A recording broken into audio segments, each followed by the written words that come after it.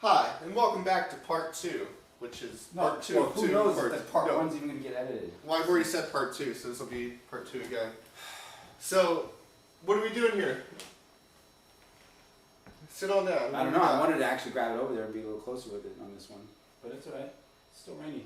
Yeah, it's raining outside. So, I'm Ronnie Eagle. This is the Star Chemist. That's how we're going to be presenting as artists. the love harmonic. Sounds... Ronnie Eagle and the Star Chemist present the love harmonic. Heck, this is part of it. We've been friends for 17 years. And when I first met Paul, I was telling him how I was essentially left with no other choice than that Billy Corgan hacked my computer. And Paul sat there and listened when no one else in the world would.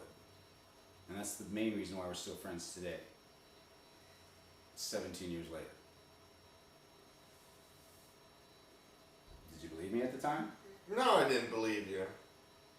No. It's not, you know... What happened? No, I didn't believe him, but for me it was like, alright, well, you know, it's interesting, you know, because it's quite the story. Yeah, I was intrigued. And I said, well, if someone's, you know, making up such a story, what led him to make the story up? So it wasn't, you know, whether I believed whether he was telling the truth or not. It was whether he was passionate about what he was doing.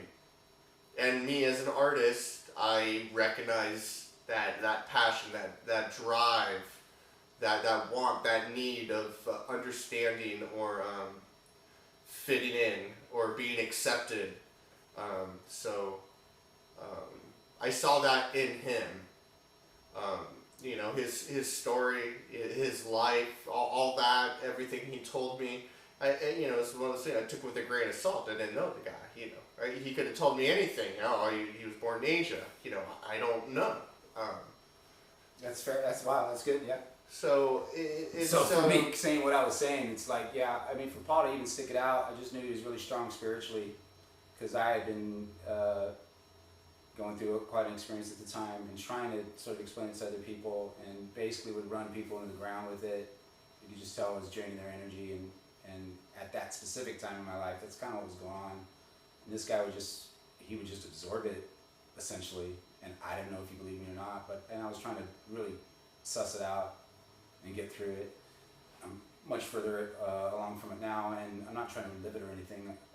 It's not like it happened to a different person when I think about it now. I can just examine it in a more clinical fashion now than ever, because there's a whole different purpose to it now. It's all a pretext to lead to what is ultimately the love harmonic.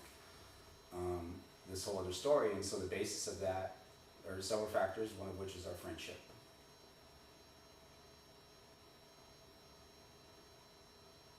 That's good. You good? Yeah, I think that's good for that. Yeah. And then now we can go to